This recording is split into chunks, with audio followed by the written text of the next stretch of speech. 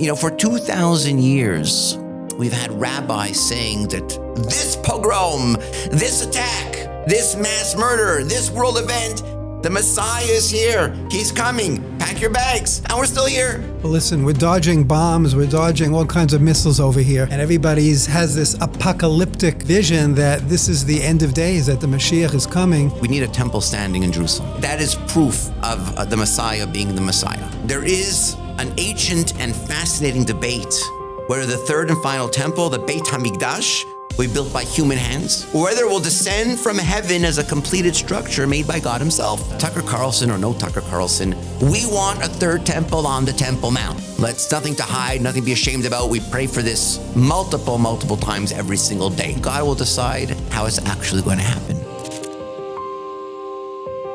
Welcome to the Rabbi Says on Moral Edge. I'm your host, Rabbi Ari Enkin. And we have another episode today. And joining me again is Michael Gerbitz, who wanted to schmooze about the Messiah, the temple, prophecies, current events. Let's get right to it, Michael.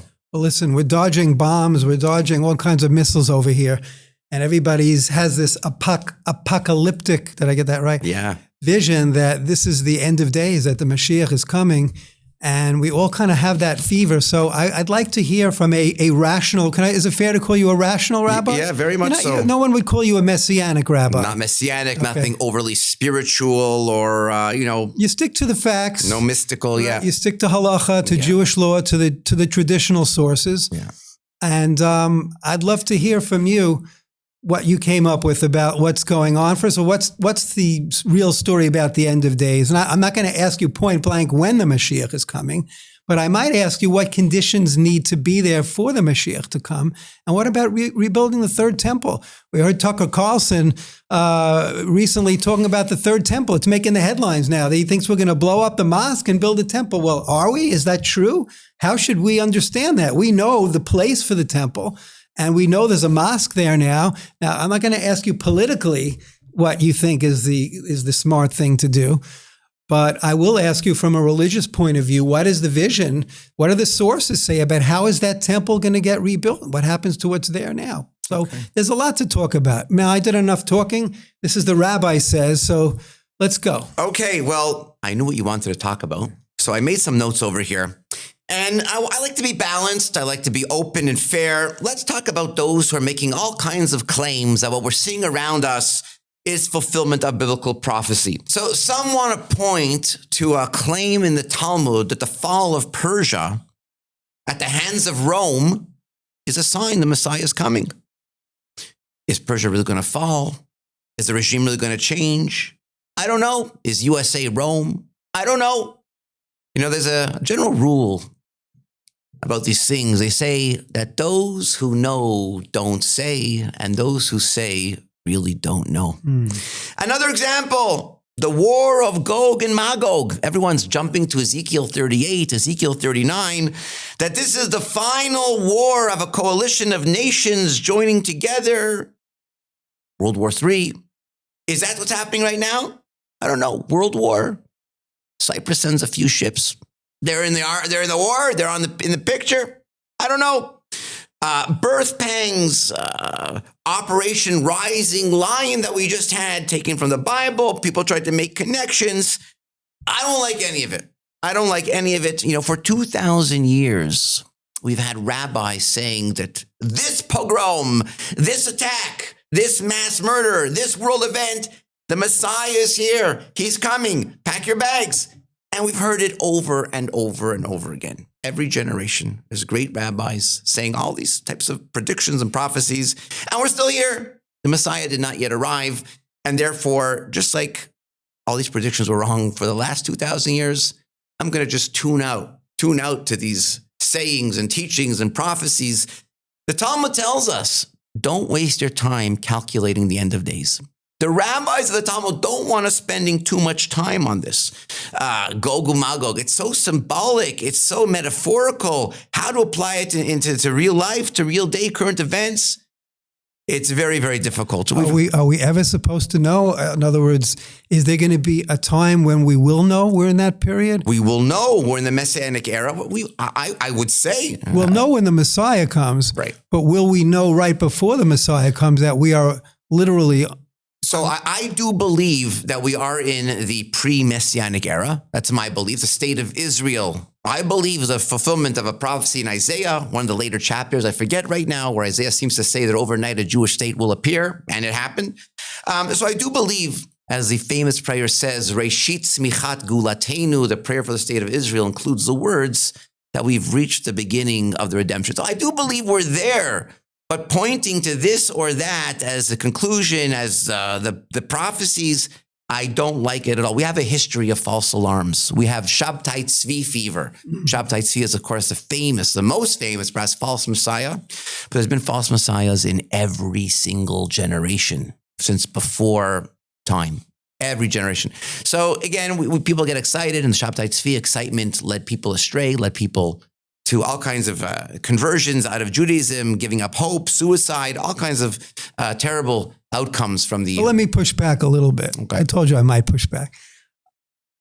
Isn't something different about the struggle, the fight, the battle with Iran, having potentially nuclear weapons that could wipe Israel out in a second, kill a large percentage of Jews overnight? That's not something... We've had a Holocaust, and we know what that was like, but we're how many years? 80 years past that now. The technology, when the modern day Hitler can wipe out 6 million Jews with the press of a button. That we've never had in history before. So what we're experiencing now is something completely different than we've experienced even with the Holocaust, because it's so quick, so instant, and the world is changing so rapidly. To me, again, I can't prove this, and I certainly can't tell a rabbi he's wrong, even though I might think he is in certain ways. It's more of a gut feeling, and I think that's what people are reacting to. They just feel like this is just not normal, the way Trump is being manipulated. He says this, he says that, the way he's fighting Israel's battle. Like he said, they're accusing him, he's doing this for Israel. And I'll have to tell you that I don't so much disagree with that. I think it's actually good, though, unlike those that are saying he's fighting Israel's war, and therefore, America first, what's going on? Well, I live in Israel, so I'm okay with Israel first. And I see God manipulating this. You'd have to agree with it. God controls the minds of leaders. And we saw with Pharaoh. Sometimes he takes away their free will. To me, it's pretty obvious. Again, I can't prove it, but what I see going on in the world now is that God is completely controlling everything. And I just feel like we are getting very close. So I just wanted to share. Okay, that God controls everything is basic Judaism. Everyone agrees that God controls the world, but it has nothing to do with Messianic prophecies. God can control world leaders and save us from all kinds of bombs and things, but doesn't mean it's fulfillment of this prophecy or that prophecy. Again, the false alarms we've had. I mean, you talk about, now it's a nuclear bomb. So this is it. It's beyond the Holocaust. And at the Holocaust, they said, it's beyond the Cossacks. And the Cossacks, that was even crazier than that. Everyone could go back and back and back. It's all proportional with the times. So the fact that today it's a nuclear bomb, and yesterday it was a gas chamber, and before that was the Cossack swords, and before that was the Inquisition fire, it doesn't move me. But what's so bad if we're wrong? What's so bad if we just feel it and want to express it? And we might be wrong. Listen, we're not talking about a false Messiah here. I totally agree with you on that, but there's no false Messiah. We're just feeling like the end is near, and it's motivating us, I think, in a way that, that pushes us to be a little bit better Jews, a little more unity, reach out to people. We feel like this is the end, and we want all the Jews to be part of it. We want more Jews to come to Israel now. So even if it's not true, is it so bad if we think it's true and it's motivating us to act? No, it's not bad at all. No, there's no contradiction. If people want to use the emotion, the inspiration for good and channel it for good, we're all for that. We're all for that. But again, does it mean that the Messiah is going to come on a white donkey tomorrow? I don't think it means that. We have to wait for the prophecies to come true on their own, crystal clear, black on white, and not pointing and guessing and metaphors and symbolism. So what needs to happen? So you asked what would happen, and then even Rabbi Enkin would agree, yes, Messiah is coming. Okay, So as I mentioned, I do believe we're in the Messianic era. I do believe that. Without pointing to any prophecies, I do have that feeling as well that we've entered a new era. I would say primarily since the state of Israel, maybe Holocaust, the state of Israel, certainly state of Israel. But to know that we've actually reached it, we need a temple standing in Jerusalem. Before the Messiah comes? That is proof of the Messiah being the Messiah. He must rebuild the temple. Which is going to happen first, though? The Messianic prophecies are to be fulfilled by the Messiah himself, healing the sick, resurrecting the dead, bringing back all the Jews from the four corners of the earth, building the temple. Before the temple's built or after? There does not give an order. The prophets don't give an order for the Messianic responsibilities, the job requirements. It doesn't say which comes first necessarily, but we do know only when all of us have been fulfilled that he's really the Messiah, we reach the Messianic era. So it's kind of proof after the fact. It's kind of like, let's see you do what you need to do, and then we'll know it's you. Exactly. And until if somebody just gets up and says, well, I'm him, or, like, okay, well, get to work, right? And if he doesn't end up building the third temple, then he's not the guy. That's correct. And isn't there like an argument that whether the third temple will be built by our physical hands or whether it will descend supernaturally from the sky? Very good. And I actually prepared for that question. Okay, good. And I have actually... Because I didn't tell you I was going to ask that. Right. And I actually, in my vast research on the building of the third temple, indeed, there is an ancient and fascinating debate whether the third and final temple, the Beit HaMikdash, will be built by human hands, as were the first two temples, or whether it will descend from heaven as a completed structure made by God himself. And this latter view is advocated by no less an authority than Rashi and Tosfot, really rational sources. But no, they write that the third temple be descending from heaven, fully grown, fully made, fully built. The halachic authority. I have a question, though. Yeah. Isn't it true that in the Messianic era, even in the Messianic era, there won't be supernatural miracles like there were during the first temple? Is that true or not? The Rambam, Maimonides, writes that the Messianic era will be just like this one. So how will a temple descend from heaven? That's supernatural. And so is the resurrection of the dead, which must happen as well. But after these several miracles that are meant to occur, life will go on the same. We'll wake up every morning, grouchy and cranky, go to work. You're saying general life will not be supernatural, but there will be these crazy events like a temple falling out of the sky that will happen during this period. And the God awareness in the world will be almost supernatural, miraculous. Yes. Well, but God will be felt or seen. If people see a temple coming down from the sky, you'd be hard-pressed not to believe in God. But we both know that people saw the sea split and leaving Egypt didn't believe in God and made a golden calf the next day.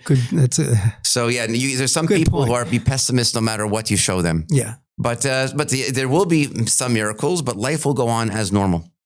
Now, Maimonides, who is the supreme halachic authority for Messianic era material, he writes that it will be a man-made by human hand. Yeah. He insists that it will be a man-made and doesn't accept the idea of it coming down from heaven. Well, what sources do they have? Like, do you know, like, where are they getting it from? So I would have to do some more research for you, but there is a Talmudic passage based in two places. One is in Talmud Rosh Hashanah 30a.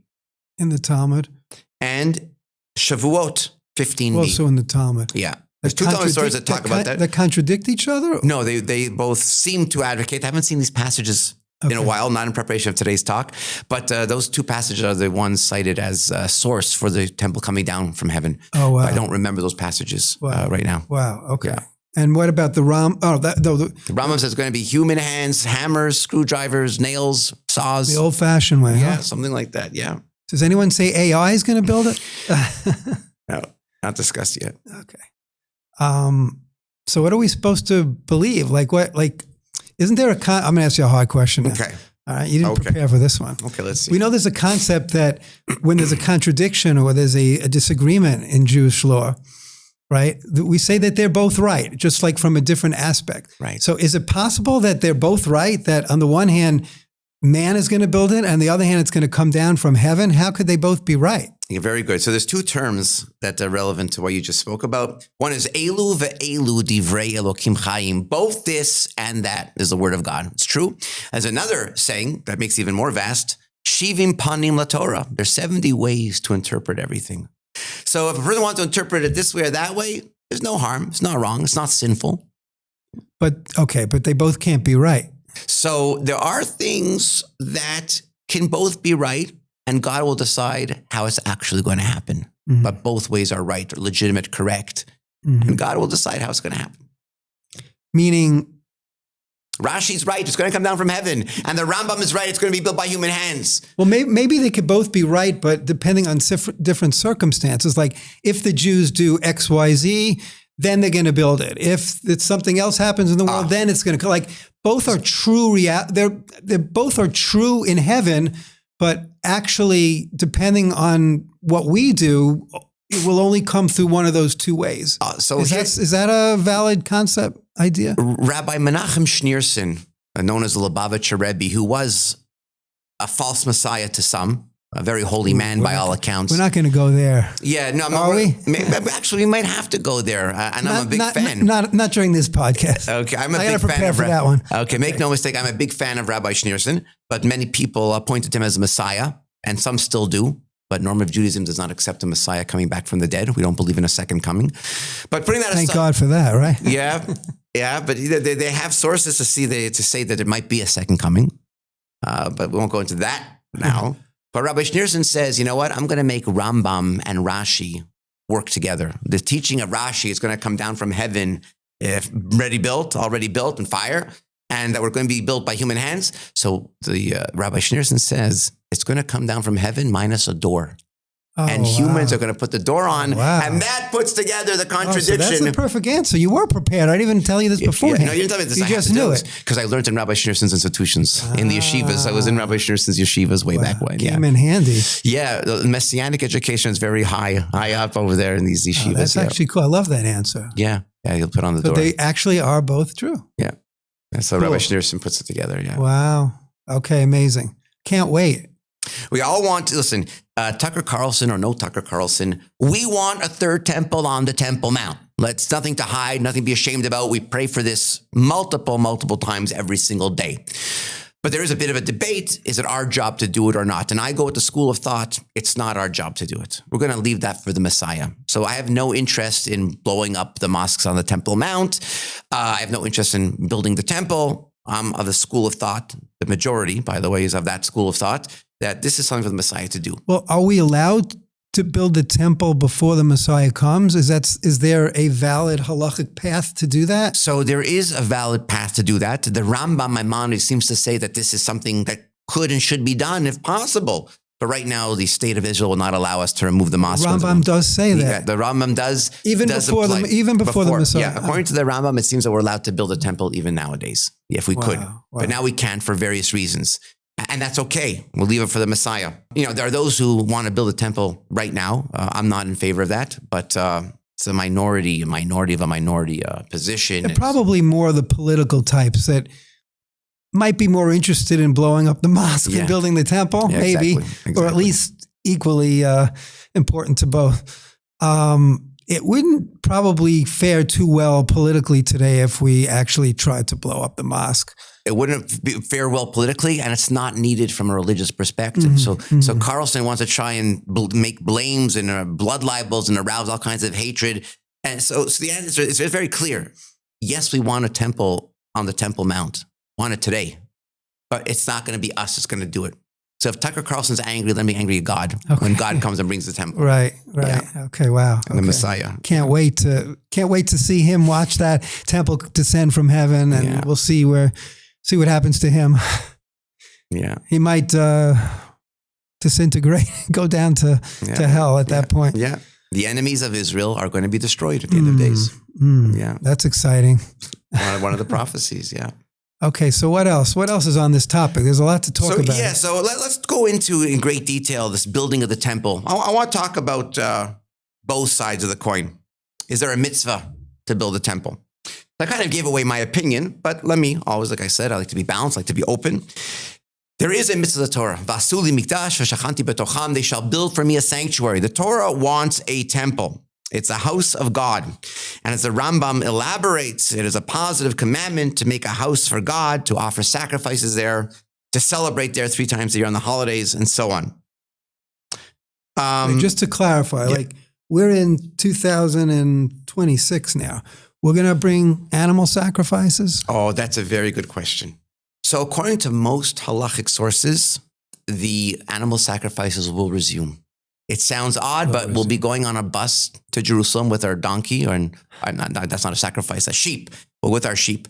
The Midrashic sources seem to say that there will not be animal sacrifices in the Messianic era, or maybe a very, very small amount, token sacrifices, and it will all turn to grain or, But wait a second. Now we're going to get into a big question.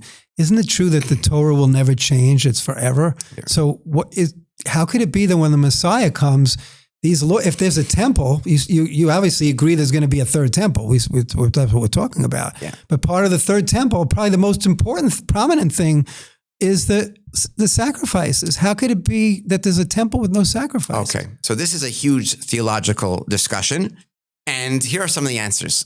One answer is, like you said, the Torah will not be changed, and all the rules of sacrifices will go and be as they were. Another approach, as I mentioned, the Midrashic approach, is that maybe there won't be animal sacrifices. But a way to kind of put those two together and to avoid any contradiction, there is a teaching that the only reason we had animal sacrifices in the first place is because that's what the Jews were used to. When they left Egypt, they were used to seeing animal sacrifices. So God gave them a religious system that was similar to what they were used to, because a new system would shock them too much. I'll give you another example of this idea. There is a claim out there that the tefillin we wear on our head, the black box we wear during the prayers, was meant to be reminiscent that the pharaohs wore some kind of box on their head as a sign of royalty and leadership. Yeah. So God gave us a tefillin box because we would feel like we're royalty now, chosen people. So there's a lot of that you should know in the commentaries, that the religious model, the Torah, was given based on what the Jews were used to, what they saw, what they knew. So maybe nowadays we're not used to animal sacrifices, so there will be no need to have that system. Yeah, but the Torah can't change. There are 613 commandments. One of them is wearing tefillin, and one of them is bringing sacrifice. Not one. There are many commandments about bringing sacrifice. How could that be null and void? The Torah would then have less than 613 commandments? So let me play devil's advocate. I'm sure we just came out of the holiday of Purim. What do you do with the famous teaching? I'm sure you've heard of it. In the Messianic era, all the holidays will disappear. I was going to ask you that question. So you see, I don't know. You're the rabbi. Exactly. So, there is material to suggest that there will be modifications in the Torah. Mashiach comes. So another famous teaching that viewers will love to hear this one. There is a famous teaching that in the future, the pig will be kosher. What? Yeah. Quote it. Is this? This is real. Everybody listening? I can get you chapter and verse. Chapter and verse. The pig is called the chazir, and some say it's called the chazir because in the future it will be choser, to being permissible. Oh, that's cute. Cute play on words, but come on. There are sources to suggest that. More than one. Now, I don't like it either, but so there is material, there's literature that suggests the Torah will be modified when Mashiach comes. That bacon cheeseburger that I always wanted is going to be... Bacon for the Jews! With cheese or no? So I don't know if that one's going to be removed as well, okay. The ban on milk and meat. I don't know. Well, if we're removing stuff, let's just make a list and remove stuff. I mean, there are teachings. I know I'm being silly, but I'm saying but that doesn't sound right. There are plenty of teachings. I just named two. What about the Rambam, who says that one of the 13 principles of faith is that the Torah will never, ever change? The Torah that was given to Moses can and will never change. So according to that strict approach, they would reject all the things we just discussed. The disappearance of the holidays, disappearance of sacrifices, the return of the pig to be kosher. Yeah. So the strict Maimonideans would reject this idea. Yeah. But there is room for it within Judaism. As you said, Elu ve'elu, this and that are the words of God. Shivim panim laTorah, there's 70 interpretations to everything. I'm debating if I actually would prefer pigs to be kosher so I can actually finally try bacon, or just stay away from it because it's repulsive. I don't know. You know, the Talmud tells us we should never say, I don't want bacon. Right, I don't want pork. I knew you were going to say that. Yeah. Okay. We just say, I want bacon, but I don't need it because God told me not to. And when God says you can, you will. Yeah, exactly. If it's permitted, it's permitted. Wow. Okay. This is life shattering here. Yeah. There's some stuff your viewers might not have known. And hopefully they're learning something from our podcast. Oh, I definitely learned something.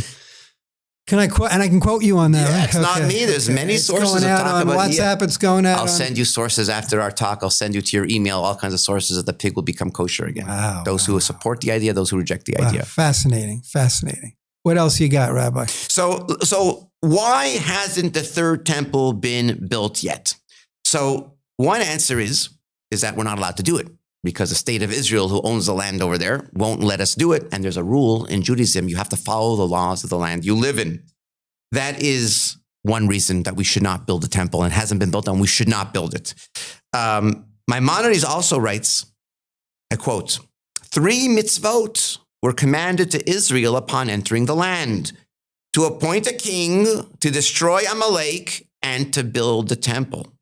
Most authorities, commentaries on the Maimonides, on the Rambam here, derive from these words that it's only permitted to build a temple when we have the king. And therefore, it's going to be a non-issue.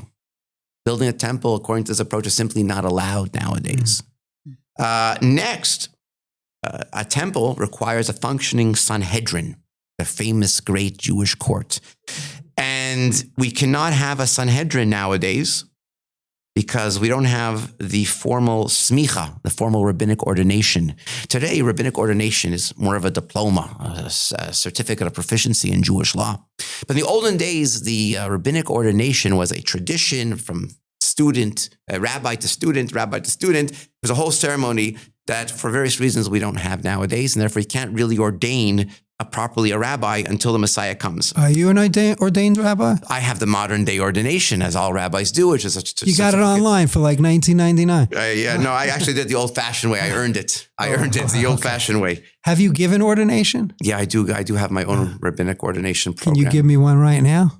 We can talk about the price afterwards. Yeah.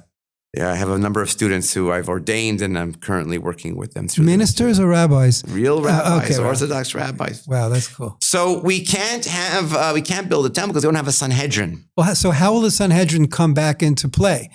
The Messiah will reenact the samicha, the formal rabbinic ordination. Okay. Another reason we can't build and should not build a temple is because we're impure. Everyone's been to a funeral. We're all impure, been in the presence of the dead. And you can't be involved in temple matters if you're impure. And the only way to be purified is through the ashes of the red cow. Well, that's like a catch-22. I mean, so let's say it's time to build a temple. The Messiah is here, right? And all the signs, and this is what we need to do. How are we going to build it then? He will purify the people. Who will? The Messiah. But he can't purify the people. You need a red cow. We've got to find the red cow. There's red cows. They exist. They exist. They're rare, but they exist. So we'll get the red cow. We'll do the red heifer, the red cow ceremony. So why can't we do that now?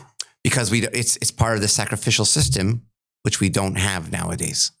There are those that actually, there are red cows around. Yeah, and they're closely guarded. Right, yes they are. And there are those that advocate to create the ashes and start the process of purification. So I don't know of any reputable rabbinical authority that says that. I don't know of not one, because it's part of the sacrificial system. And as you know, there is no sacrificial system in Judaism nowadays because you need a functioning temple to have a sacrificial system. So it's a domino effect that we need. Next, to run the temple, you need a Kohen. You need a priest. But nowadays... What are you? I'm a Levite, actually. Oh, that's not bad. Yeah, not bad. Second place. Can you sing? I can't sing. Oh, well, then you're not a Levite. Oddly enough, God made me a Levite and I can't sing. But I can guard the temple. I have other jobs that Levites would have. Nowadays, we don't have assurances of who's actually a Kohen. We only have an assumption.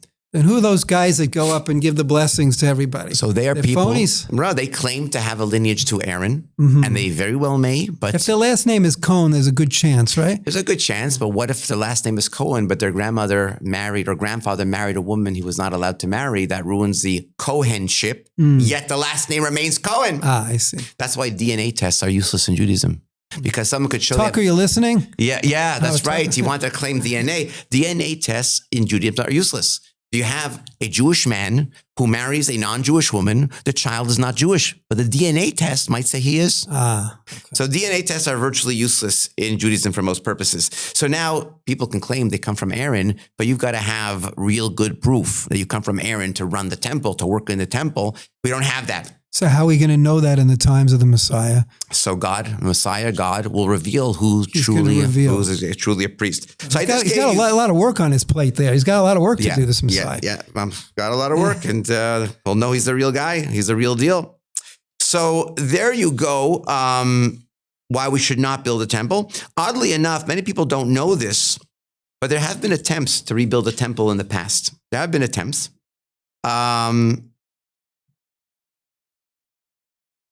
Obviously, as you know, it's been discussed. As I mentioned, there were attempts that were discussed. Rabbi Akiva Eger has a piece on this, and the Chatam Sofer, his son-in-law, has a piece on this. Rabbi Moshe Sofer, Rabbi Tzihirsh Kalisher has a piece on this. We're not going to go into it in great detail, but they tried to argue that all the concerns I brought up a moment ago, there's a way around them. There's a workaround how he could build the temple. But as you know, the normative rabbinical position is it's not to be built nowadays. So when were these attempts? So there were attempts. I'll tell you, there's a few of them. It's widely believed that the Bar Kokhba rebellion was an attempt to rebuild a temple. That's one. Here's a really good one. In Egypt, in the 5th century BCE, on Elephantine Island in Egypt, there's a place called Elephantine Island. Everyone can Google this later on. The Jews of Elephantine Island tried to build a temple. Doesn't the temple have to be on the Temple Mount? Very good. So that's another problem. Is that we don't know. That's a big problem. It's a big problem. We don't know exactly where on the Temple Mount the altar was meant to be. It's a bit of a problem. Well, it wasn't Elephant Island, I'll tell you that. That's right, Elephantine Island. So the people on Elephantine Island built a temple. They thought they were doing the right thing, but it wasn't, a halachically sanctioned temple. Well, it's supposed to be in Jerusalem, not in Egypt. Yeah, that's right. I know that. There was a feeling that if you can't do it in Jerusalem, do it where you are. Yeah. And there was another temple that was built also in Egypt, the temple of Chonio, the temple of Onias. Was a functioning temple, and they had the model like in Jerusalem had. They had the altar, and they had the gold lamp, and they had a menorah, and they had a real thing going over there. Wow! But again, that wasn't really a halachic temple. But we see Jews have always wanted a connection, a temple, a place to serve God, a house of God.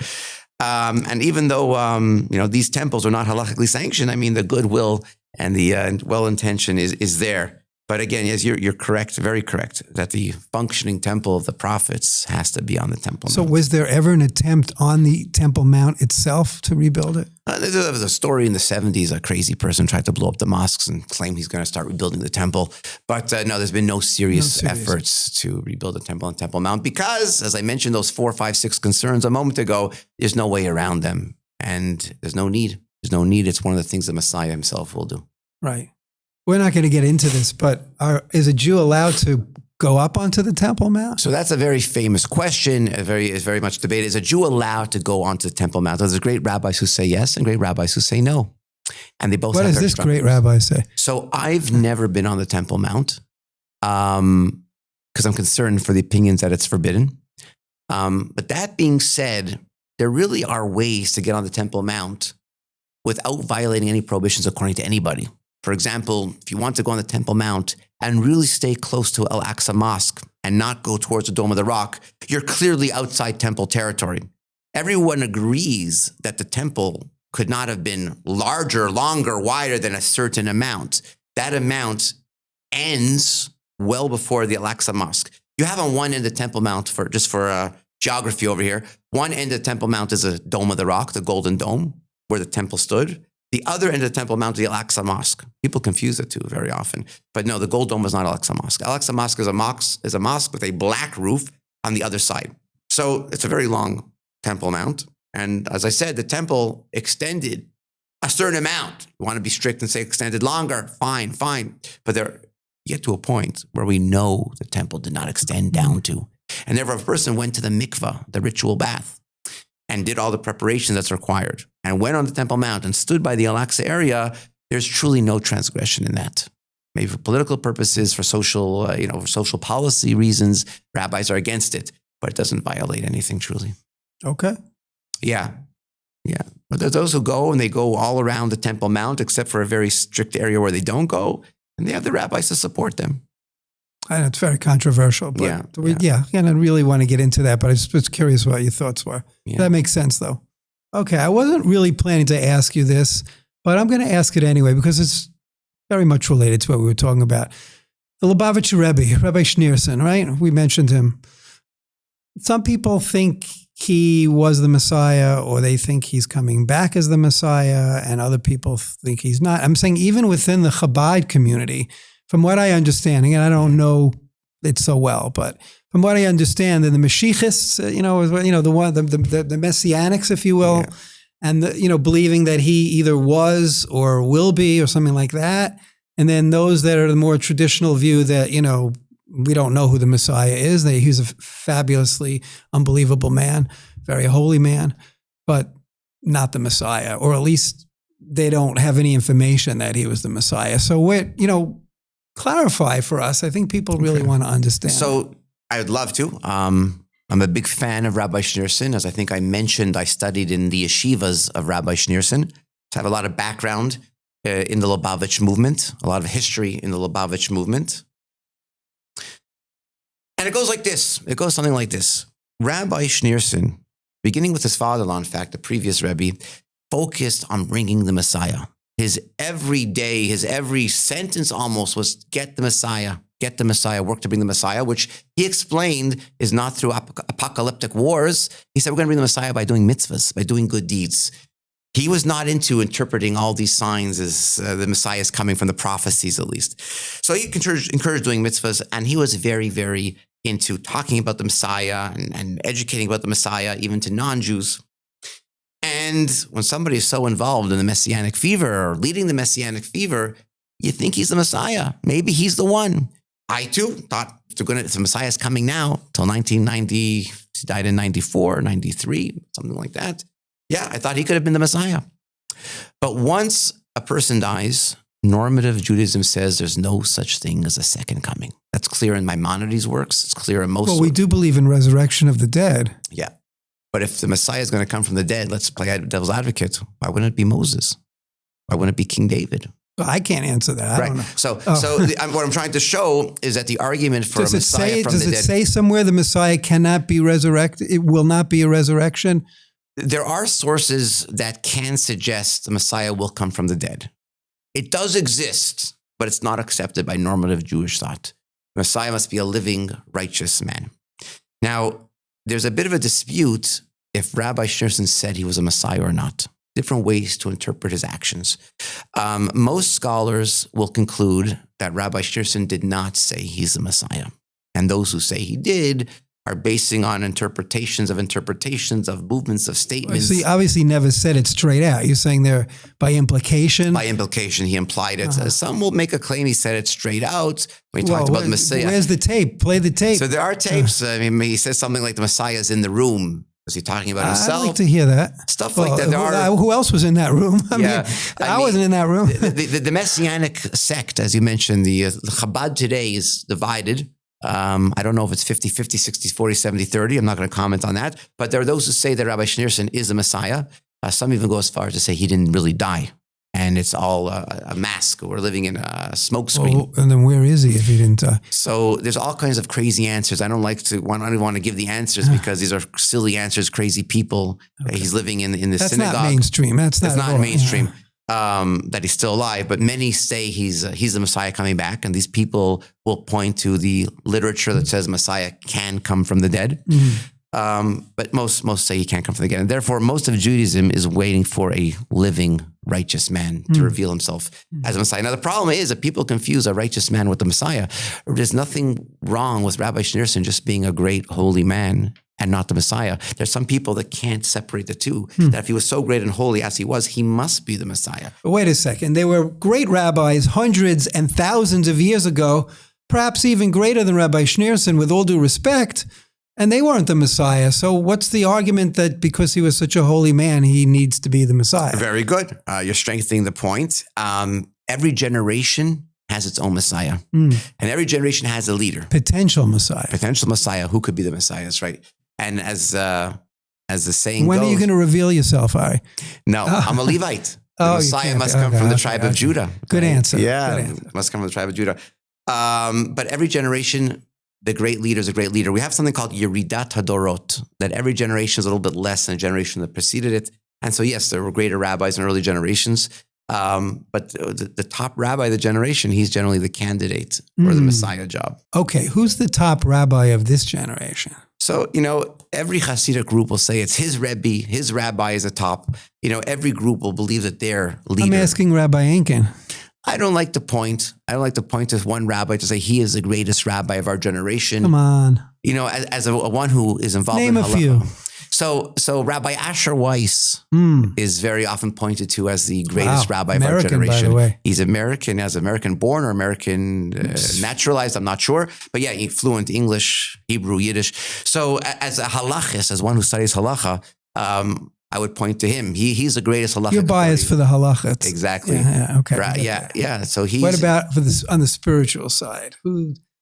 I don't know. The these Hasidic holy movements, the Hasidic movements generally point to their grand rabbi as a possible Messiah. As Nobody a possible knows. Messiah, they say it. They don't say it explicitly usually.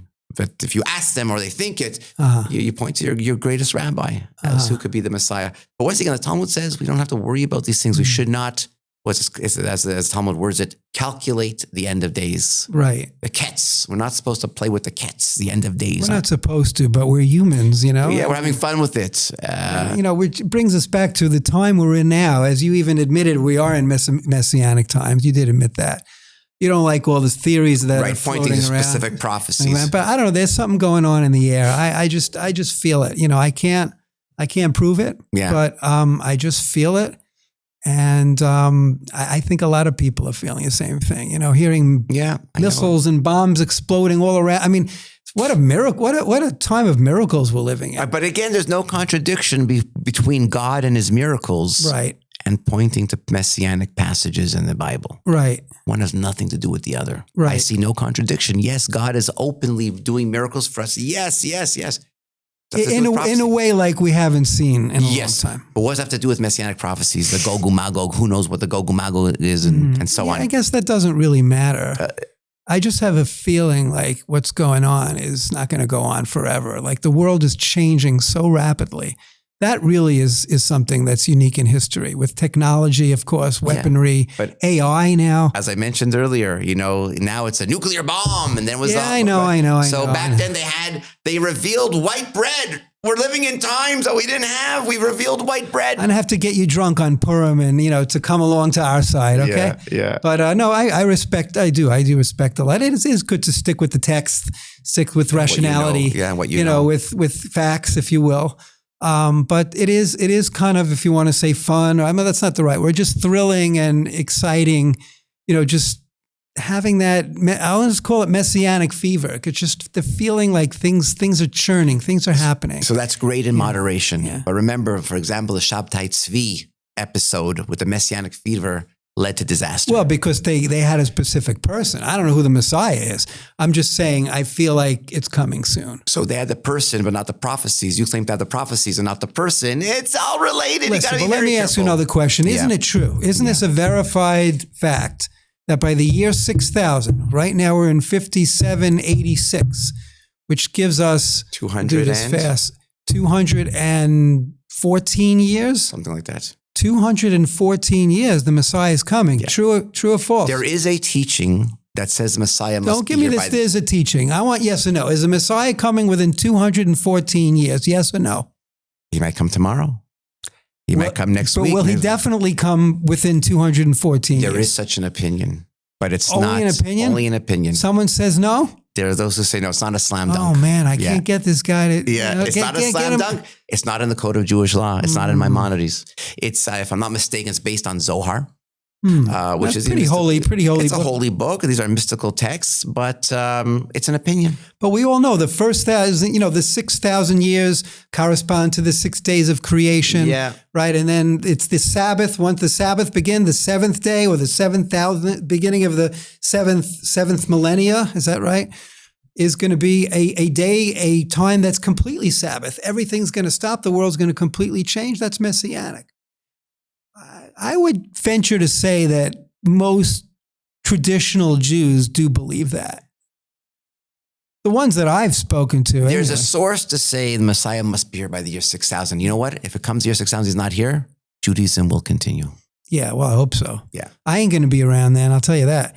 But Judaism will continue. Because and there won't be a problem that this passage wasn't fulfilled. By the way, there were rabbis, like the Zohar was written by a rabbi. Okay, the Zohar is written by a rabbi. There were other rabbis, great rabbis, other generations, who gave exact calendar dates when the Messiah must come. So those dates all passed. So why is it okay for those dates to pass, but you're so to the rabbi who wrote the I Zohar? thought this was different. No, because it's Zohar, so it gets maybe a bit more weight, a bit more attention. 6 days, 6,000 years. Beautiful teachings, beautiful commentaries, That's pretty good, interpretation. No? It's beautiful, but it's not halakhically legislated that the Messiah must come by the year 6,000. You're a tough cookie. All right. Okay. But this has been fascinating. I try to break it down, but you came back with a lot of facts. You did your homework, and you made a very strong case. Let's just agree that we're definitely living in unique times. Yes, absolutely. Witnessing literally outright miracles that we haven't ever before. 100%. And we pray together that this will usher in the Messiah, whoever it is. Right. Not Rav Usher, maybe it's him, I don't know. Yeah. But this will usher in the true Messiah and the true building of the third temple. Amen. That's what we all want. We pray for that every day. Amen. You're amazing. Thank you for joining me today. Okay, thank you, ladies and gentlemen. I hope you enjoyed this latest episode of The Rabbi Says on the Moral Edge. We want to hear from you. Like the videos, send in comments, send in topic ideas that you want to hear about, and we will bring it to a future program.